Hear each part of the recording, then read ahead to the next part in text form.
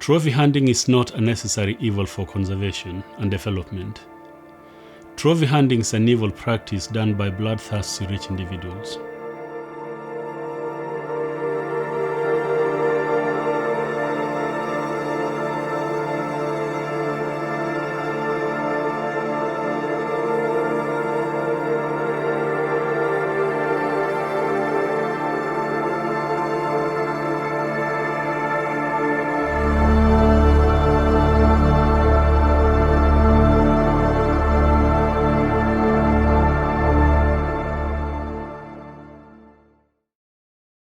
My name is Boniface Olempario. I'm a Maasai senior elder and a safari guide. I support this ban on trophy hunting because it doesn't support communities, it harms them, and it harms the wildlife. If it was true that hunting contributed to conservation, why then over the past 40 years has there been a 70% decline in wildlife species? Whereas in Botswana, when we got rid of hunting and introduced photographic tourism, we saw an increase in the populations of our wildlife. So saying hunting contributes to conservation is like saying that a dictatorship promotes democracy or robbing banks is saving money.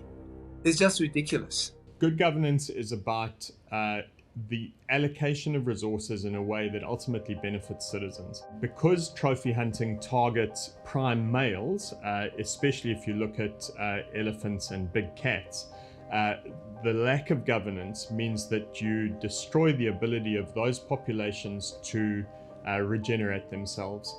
And that essentially destroys the ecosystem, which destroys the country's ability to earn ecotourism revenue. If you go and kill a lion, for example, it's just a source of revenue for the hunt tour operator or the person who leads the hunt. They get paid and then that's it, gone. So I don't really see the argument that hunting benefits conservation or help local communities.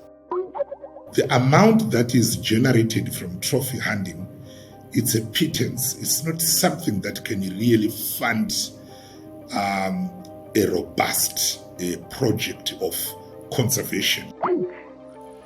This is what I heard from most of the Maasai. It reduces the number of animals. It takes out the strongest out of the gene pool. The hunting concessions are literally running out of game to kill. So they have to displace people who are living harmoniously with wildlife so that they can go and kill those animals as well.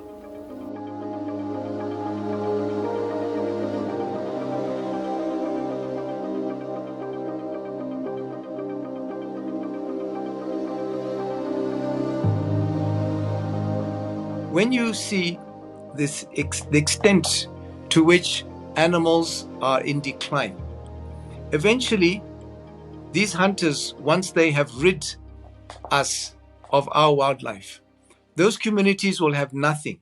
Nothing for hunting, nothing for wildlife photographic tourism, nothing at all. So when someone comes and kills them, we feel like they are killing our animals, our own. So we don't view it as a good thing. When the trophy hunting started, the people killed these animals to sell the ivory. So it was not there before. So it is a colonial thing. It came during the colonial time. Trophy hunting have an effect, a very negative effect to the communities. One, we lose our animals.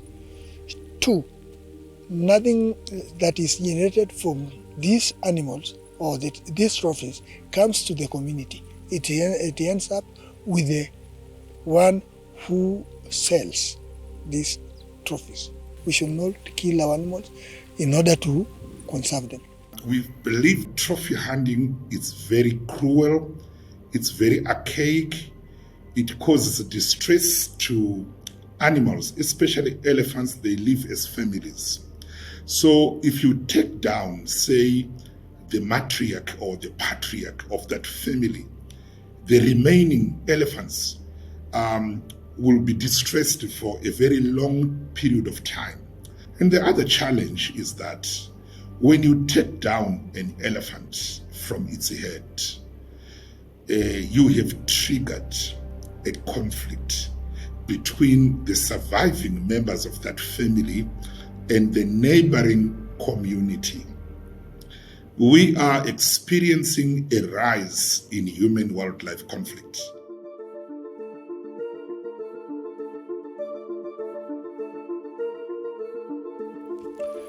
There is an alternative. You don't have to kill them.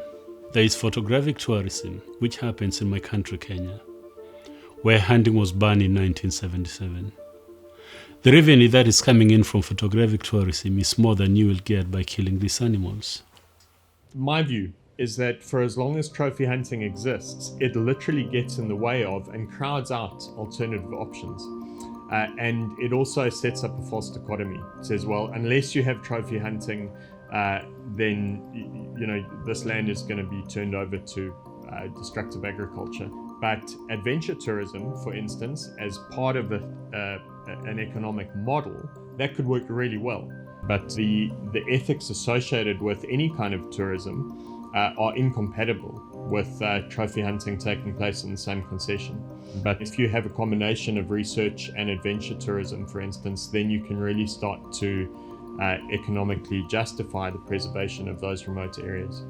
Community development is so much better in places where there is no hunting.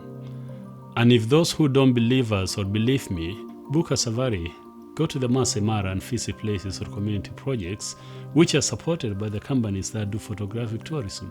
See for yourself how the year-round income from photographic tourism has generated employment and created some of the places where I worked.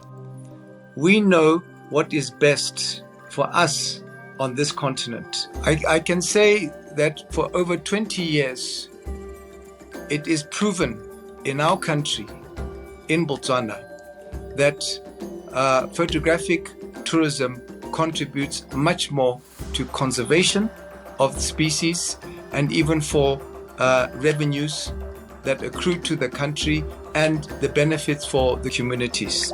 People should come, visit our country, see the beauty of wildlife, and take pictures. That wildlife can be of more benefit and of long-term benefit if they conserve it more than if they continue trophy hunting, which is going to deplete these animals.